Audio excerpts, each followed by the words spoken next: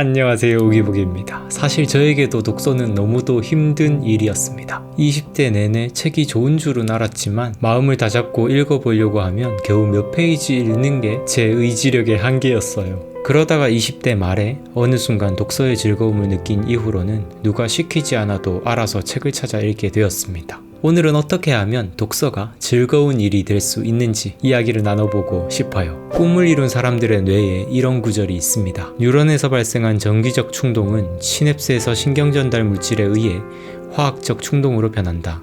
그리고 이 화학적 메시지는 복잡한 분자들 간의 상호작용을 자극해 인접한 뉴런에 전기 충동을 일으킨다. 이때 전기적 강도가 일정한 역치에 도달하면 인접한 뉴런이 활성화되며 활동 전위가 발생하여 정보가 뉴런을 따라 전달된다. 조금 어려울 수 있는 뇌과학 이야기가 나오고 있지만 저는 이 역치라는 키워드, 문턱값이라는 단어에 정말 큰 깨달음을 얻었습니다. 어떤 활동의 즐거움이라는 게 느껴지려면 어느 정도의 역치값을 넘겨야겠구나 생각을 했는데요. 근데 이런 역치값은 우리가 그동안 무엇에 관심을 가져왔는가, 어떤 것을 경험해 왔는가에 따라서도 달라질 것 같아요. 개개인의 경험 차이에 의해서 재미있어 하는 활동도 달라지는 거죠. 어떤 이들은 미술을 감상하는 데서 엄청난 즐거움을 느끼고 어떤 이들은 운동할 때의 동적 감각에서 즐거움을 쉽게 느낍니다. 맛보는 감각도 그렇습니다. 저는 맛있는 거 먹는 걸 정말 좋아하고 행복해하지만 제 주위엔 아예 먹는 데서 즐거움을 못 느끼시는 분도 있거든요. 그냥 전부 거기서 거기라고 이야기를 하시더라고요. 어떤 활동과 즐거움이라는 감정이 신경세포에 연결되어 있느냐 아니냐가 각자의 선호하는 활동이 무엇인지를 결정할 겁니다. 결국 우리가 어떤 활동을 오래오래 해내기 위해서는 해당 활동과 즐거움이라는 감정이 연결되게끔 만드는 게 매우 중요할 것입니다. 자동차만 보면 행복해지는 사람처럼 우리도 책만 보면 행복해지는 사람이 된다면 누가 때려 말리려고 해도 책을 찾아서 읽게 될 것입니다. 헬스를 즐기는 사람들은 근육의 자극을 느낄 줄 압니다.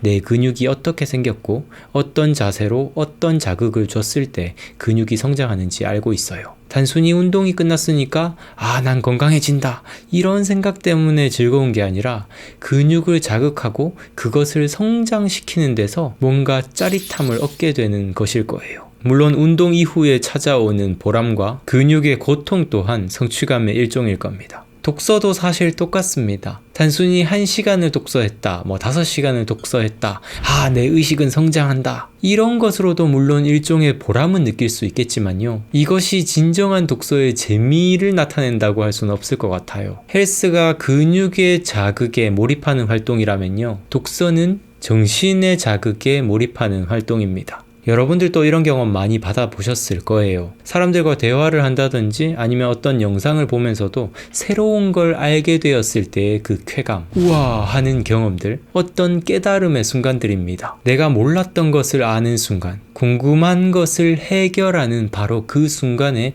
뇌에 자극이 생기고, 그리고 독서 자체를 이미 즐거운 활동으로 여기고 있는 사람들은요, 독서라는 활동을 통해서 이 뇌의 역치값을 넘기는 것을 스스로 더 자주 만들어낼 수 있는 사람들일 거예요. 독서의 선순환입니다. 뇌에 자극이 즐거움을 주고, 즐거움이 뇌에 자극을 주고, 또 뇌에 자극이 즐거움을 줍니다. 자, 그러면 어떻게 하면 이런 선순환을 만들 수 있을까요? 간단하지만 매우 중요한 3가지 방법을 알려드리고 싶습니다. 첫 번째, 너무 쉽지도 너무 어렵지도 않은 책 읽기. 너무 쉬운 책은 권태와 지루함을 야기하고 너무 어려운 책은 불안과 혼돈을 불러옵니다. 딱 그 중간 상태, 스위트 스팟이라고 하죠.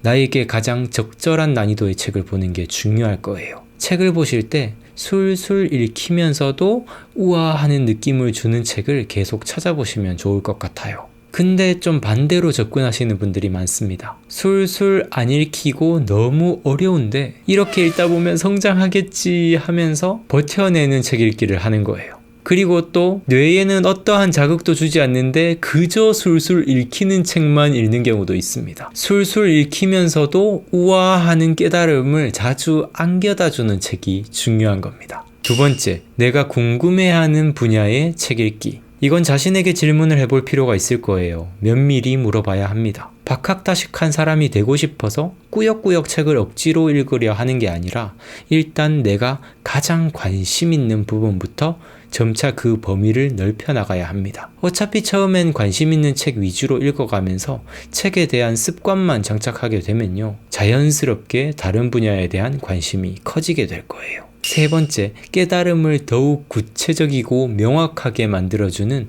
독서 기록하기. 책은 무엇으로 이루어져 있죠? 글자로 이루어져 있습니다. 작가는 자신의 생각들을 언어로 형상화해두고 있습니다. 우리 인간에게 언어가 위대한 이유는요, 그 구체성과 정확성에 있습니다. 근데 그런 구체적이고 정확한 정보를 우리는 머리로 매우 모호하게 저장해 둡니다. 뭔가 뭉게뭉게 구름 같은 형태로 저장해 두는 거죠. 이러다 보니까 책을 읽어도 나중에 책을 설명하거나 글로 표현하는 게 잘 안 되는 거예요. 이걸 보완해 주는 활동이 독서하는 순간 바로바로 기록하는 습관입니다. 책의 내용을 나의 언어로 다시 표현하면 할수록 뇌에 저장되는 패턴이 더 구체적이고 정확해집니다. 네, 이 세 가지 방법 중에서 혹시 지금 당장 여러분들께 필요하다 느끼시는 부분, 공감되는 부분이 있으셨나요? 이것들을 어떻게 하면 자신에게 맞게 적용해 볼 수 있는지도 한번 구체적으로 생각해 보셨으면 좋겠어요. 그리고 독서의 선순환으로 들어가기 위한 여러분들만의 비결이 있다면 아래 댓글로 공유해 주신다면 서로의 성장을 나누면서 함께 성장해 나가는데 매우 좋을 것 같습니다. 게다가 여러분들은 여러분들의 생각을 언어로 구체화하기 때문에 그 내용을 표현해 봄으로써 여러분들 스스로가 가장 많이 성장하실 수 있을 거예요. 오늘 영상도 시청해 주셔서 감사드리고요. 저는 다음 영상에서 또 인사드리도록 할게요. 감사합니다. 성장하는 방송, 성장에 관한 방송